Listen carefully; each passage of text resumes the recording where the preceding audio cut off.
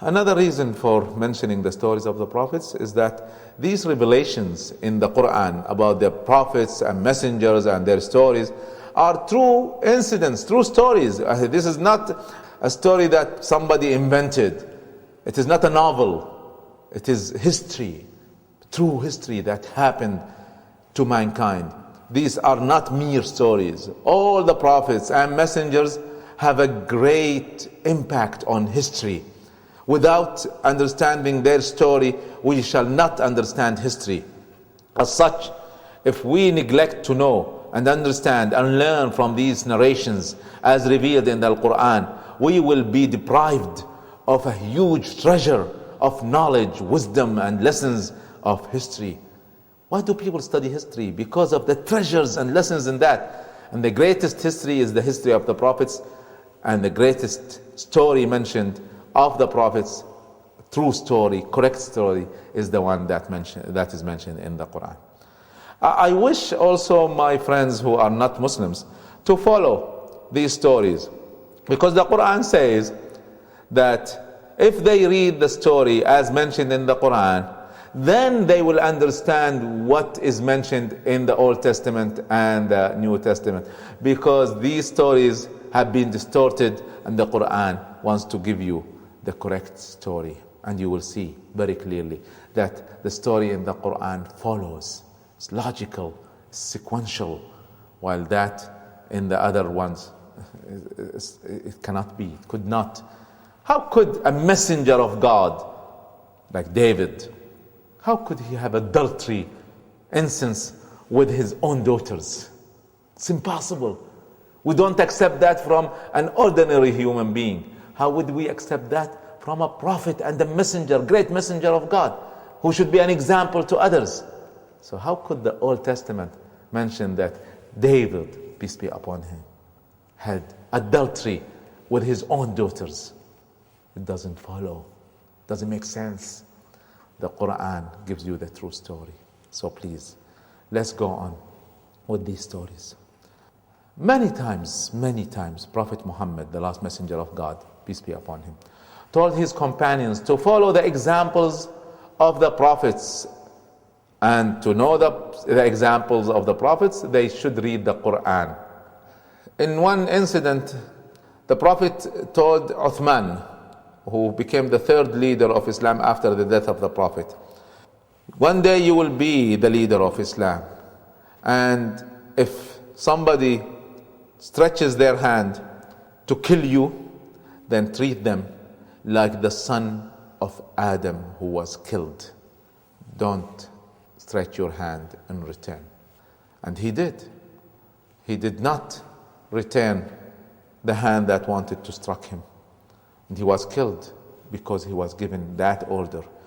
The Prophet ﷺ knew that if he would strike back, then it would be a whole disaster for the Muslims. So he was martyred for the sake of Islam. Again, the more we study these stories, learn, understand, and apply them in our lives, then our lives would be corrected and we would go through the true path. So, let's go to the beginning of everything, the beginning of creation. Al-Bukhari is a man who narrated the sayings of the Prophet, and his narrations were so correct that his book is considered the greatest book after the Quran, because it has the true sayings of Muhammad, peace be upon him. In Al-Bukhari, he narrates one saying, that an incident that happened at the time of the Prophet ﷺ. A very nice incident. It's important to know that. A group of people from Yemen, Southwest Arabia, came to see the Prophet Muhammad, peace be upon him. And they said to him, we came to understand the religion of Islam, and also to ask you about the beginning of the whole thing. What was the beginning of everything? The Prophet, peace be upon him, was pleased with their question, and he replied. Now, this answer of the Prophet explains to us how things happened. This is before the creation of Adam. This is the start of everything. The Prophet ﷺ, peace be upon him, replied by saying, Allah, God, was always there. And there is no other God but Allah. There was nothing before Allah.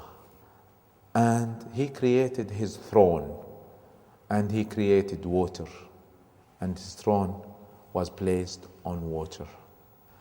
And He created the pen, and then He created the book, and He ordered the pen to write on the book. So the pen by itself, by the order of Allah, started to write on the holy great book in heavens, started to write everything that shall happen until the day of judgment. So that was the beginning. In another saying, there were total darkness. There were total darkness, and only Allah was there in total vacuum. And this is also mentioned in the Quran. Total vacuum, total darkness. And then Allah subhanahu wa ta'ala created light, and there was light.